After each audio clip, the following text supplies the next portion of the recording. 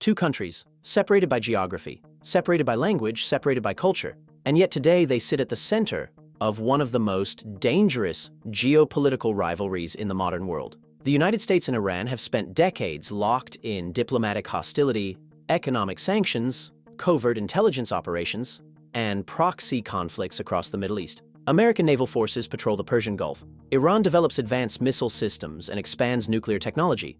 Allies and rival militias clash across Iraq, Syria, Lebanon, and Yemen. At several moments, the confrontation has come dangerously close to open war.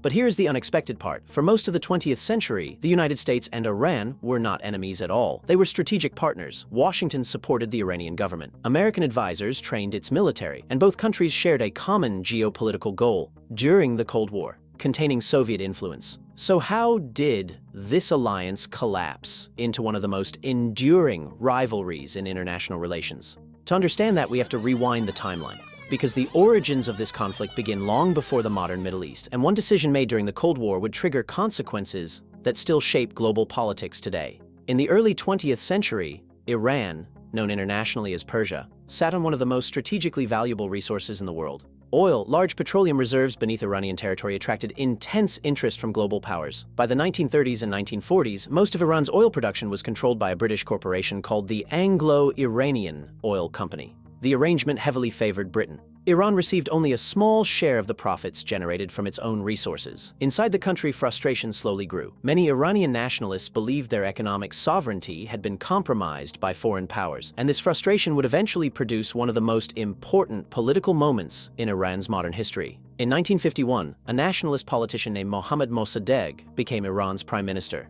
Mossadegh introduced a dramatic policy. He nationalized the Iranian oil industry. The decision instantly transformed regional politics. For many Iranians, it was a declaration of independence from foreign economic control. But for Britain, it was a strategic and financial catastrophe. London responded with international pressure, trade restrictions, and diplomatic isolation. But Britain had another option. It could ask a powerful Cold War ally for help, the United States. At first, American leaders were cautious. Mossadegh was not openly hostile toward the West. However, the geopolitical environment of the early 1950s was dominated by Cold War anxieties. Washington feared that political instability in Iran might allow the Soviet Union to expand its influence southward, and the idea of a Soviet-aligned government controlling Iranian oil resources was considered unacceptable. So in 1953, the United States made a decisive intervention. The Central Intelligence Agency launched a covert intelligence operation. The mission was known as Operation Ajax. Working alongside British intelligence services, the operation orchestrated protests, political pressure, and military support to remove Mossadegh from power. The Iranian prime minister was arrested, and Iran's monarchy, led by Shah Mohammad Reza Pahlavi, was restored to full authority. At the time, the operation appeared to be a geopolitical success. The Shah became a close American ally. Iran remained firmly aligned with the Western Bloc during the Cold War, and American companies regained access to Iranian oil production. But this operation had an unintended consequence. Inside Iran, many citizens viewed the coup very differently. To them, it was a clear example of foreign interference in their democratic process. The United States had helped remove an elected leader and installed a government that depended heavily on Western support. This resentment did not disappear. It quietly accumulated beneath the surface of Iranian society, and decades later, it would erupt. Throughout the 1960s and 1970s, Iran became one of Washington's most important strategic partners in the Middle East. The Shah pursued an ambitious modernization program called the White Revolution. The reforms aimed to transform Iran into a modern industrial state. Land reforms were introduced, education expanded, infrastructure projects accelerated, and oil revenue fueled rapid economic development. The United States strongly supported these changes. American military equipment flowed into Iran, advisors helped train the Iranian armed forces, and the Shah emerged as a powerful regional partner in the American Cold War strategy. But modernization also produced political tension. The Shah ruled as an authoritarian monarch, opposition parties were suppressed, and a powerful intelligence agency known as SAVAK monitored dissent across the country. Political activists were arrested, critics were silenced, and many citizens began to question the legitimacy of the regime.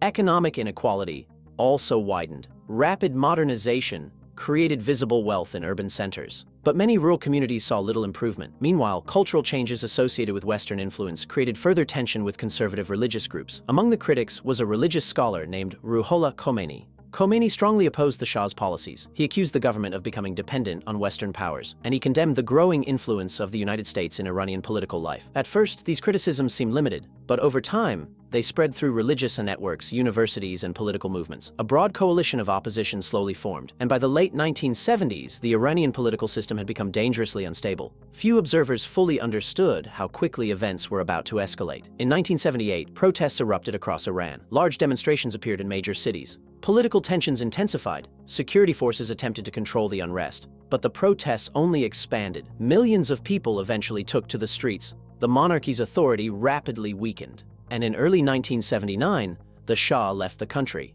His government collapsed. Soon after, Ayatollah Ruhollah Khomeini returned from exile, and Iran experienced one of the most dramatic political transformations in modern history. The monarchy was abolished, Iran became an Islamic republic, the new government established a political system built around religious leadership, and its ideology rejected Western political influence. But the most dramatic confrontation between the United States and the new Iranian government was still approaching. Later in 1979, a group of revolutionary students stormed the American embassy in Tehran. They accused the United States of interfering in Iranian politics, and they feared another foreign-backed coup similar to the events of 1953. The students took 52 American diplomats and staff hostage. The crisis lasted 444 days. Television broadcasts showed images of blindfolded hostages. For Americans, the event was shocking. For Iranian revolutionaries, it was a symbolic challenge to American power. Diplomatic relations collapsed. The United States imposed economic sanctions, embassies were closed,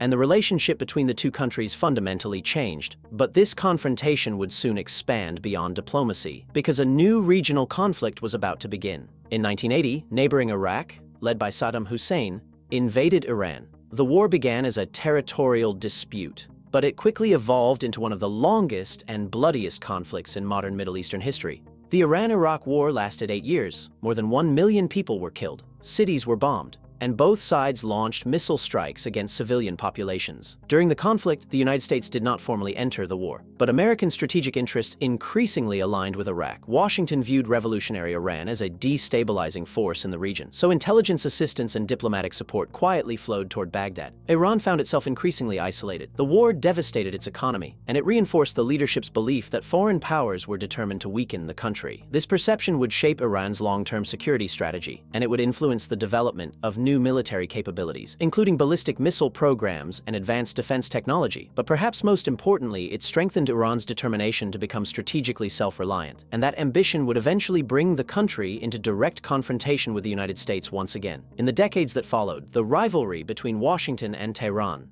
evolved into a complex geopolitical standoff. Iran began expanding its regional influence. It supported allied political movements and militias across the Middle East. Groups such as Hezbollah in Lebanon received financial and military assistance. Iran developed strategic partnerships with political factions in Iraq, and later, it supported the Syrian government during the Syrian civil war. From Iran's perspective, these alliances created strategic depth. They helped counterbalance powerful regional rivals. But from the American perspective, these activities looked like a network of proxy conflicts designed to expand Iranian influence. The tension gradually expanded beyond the Middle East. Another major issue emerged: Iran's nuclear program. Iranian officials insisted that the program focused on civilian energy and scientific development, but many Western governments feared it could evolve into a nuclear weapons capability. Negotiations began, sanctions intensified, and the issue became one of the most important diplomatic challenges in global security.